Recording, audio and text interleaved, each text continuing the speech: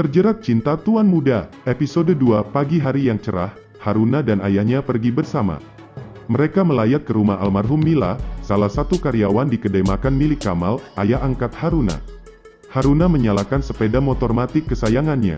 Motor itu adalah motor yang ia kredit selama 2 tahun, dengan mengandalkan uang gajinya dari bank tempat ia bekerja. Haruna membonceng ayahnya, karena Kamal tidak bisa mengendarai sepeda motor. "Pak, Mila sakit apa sebenarnya?"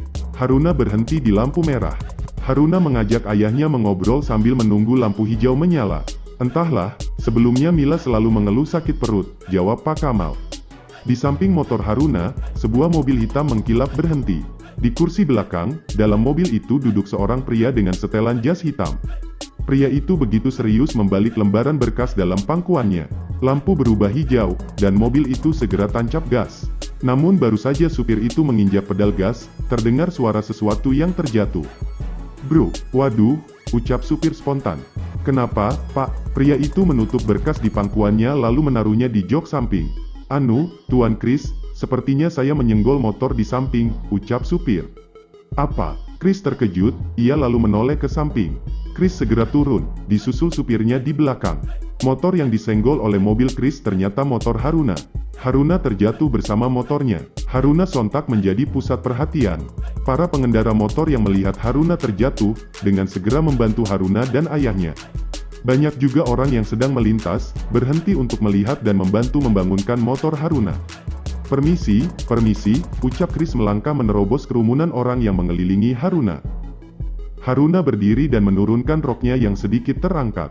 Lutut Haruna lecet karena membentur aspal. Ia tidak mempedulikan kondisinya, yang dikhawatirkan adalah keadaan Kamal, ayahnya. Dia segera menghampiri dan menanyakan kondisi sang ayah. "Pak, Papa baik-baik saja kan?" Haruna memeriksa dari atas sampai ke bawah. "Papa tidak apa-apa, bagaimana dengan kakimu? Apa perlu berobat?" Kamal menatap lutut Haruna yang lecet. Chris berhasil menembus kerumunan orang yang mengelilingi Haruna.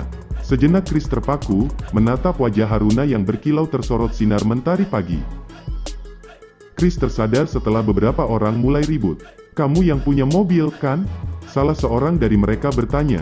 "Ya, benar, dia nih orangnya, tanggung jawab kamu," kata yang lainnya. "Tenang bapak-bapak, saya akan bertanggung jawab. Tuan dan Nona, maafkan atas kelalaian supir saya. Mari saya antar kalian ke rumah sakit," ucap Chris. "Tidak apa-apa, ini hanya luka kecil. Saya sedang terburu-buru, saya permisi," jawab Haruna sambil naik ke motornya dan menghidupkan mesin motor. Kamal naik di belakang Haruna. "Lutut Anda terluka, Nona. Biar saya antar dulu ke rumah sakit," ucap Chris memaksa. Haruna hanya tersenyum lalu melaju pergi dengan motornya. Chris terpaku menatap kepergian Haruna. Ada perasaan yang aneh di hati Chris, ia seolah tak rela melihat Haruna pergi. "Tuan Chris, kita pergi sekarang." Ucapan supir membuyarkan lamunannya. "Oh, ya, Ceka, aku lupa menanyakan namanya." Chris berbalik dan masuk kembali ke mobilnya. Dan supirnya segera tancap gas, melaju menuju gedung kantor Izam Corporation. Chris tersenyum mengingat wajah Haruna, tatapan mata Haruna sangat meneduhkan hati Chris. Hati yang telah lama gersang, kini seolah ada tetesan embun pagi yang menyiram hatinya yang telah lama gersang. Scene berpindah. Haruna sampai di rumah duka, ia memberikan penghormatan sebentar, kemudian berpamitan pada Kamal. "Pak, Papa akan tinggal di sini." Haruna diantar Kamal keluar dari rumah duka. "Papa ingin menemani Kiara, kasihan dia tidak punya sanak saudara. Setelah pemakaman Mila, Papa akan bawa Kiara tinggal bersama kita." "Tidak apa-apa kan?" Kamal melihat ke arah Kiara yang sedang bermain. "Tentu saja, kenapa tidak?" "Pak, Haruna sudah terlambat." "Haruna pergi dulu," pamit Haruna. Ia segera melaju dengan motor matiknya. Scene berpindah. Sebuah mobil mewah berwarna putih berhenti di parkiran Bank Berkah, bank tempat Haruna bekerja. Seorang supir turun dan membuka pintu belakang mobil. Terlihat seorang pria memakai sepatu hitam mengkilap, serta setelan jas putih yang dipakai begitu pas di tubuhnya. Ia turun dan berdiri di samping mobil, sejenak ia merapikan jasnya. Haruna tiba di parkiran, ia memarkir motornya dengan terburu-buru.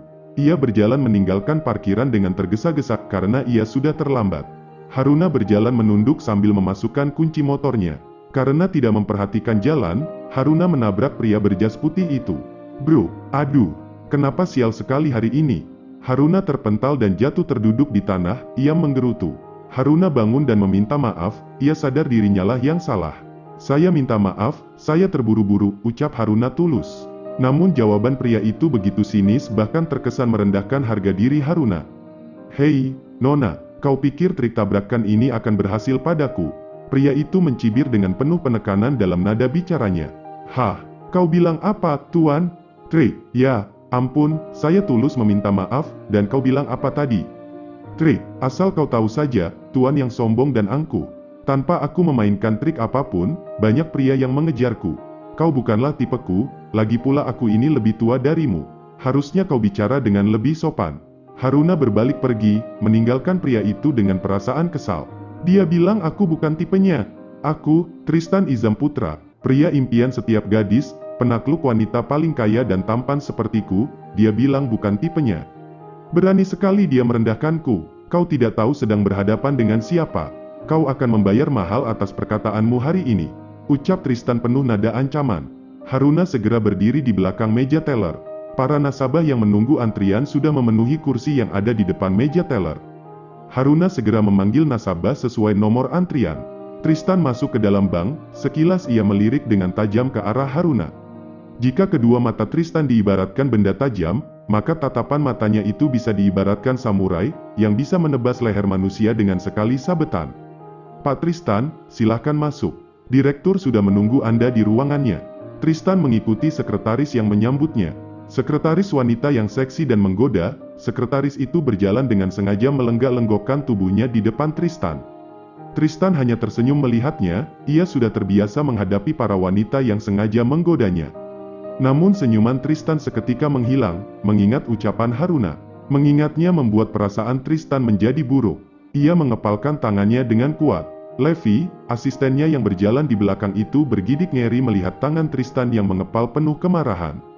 Levi merasa bahwa Tristan bak sebuah gunung berapi aktif yang akan meletus. Kemarahan Tristan berarti bencana buruk yang akan dihadapi Haruna dan keluarganya. Bersambung, bagaimanakah kelanjutannya? Penasaran kan? Sama aku juga, semoga sahabat semua sehat sekeluarga dan sukses selalu. Amin.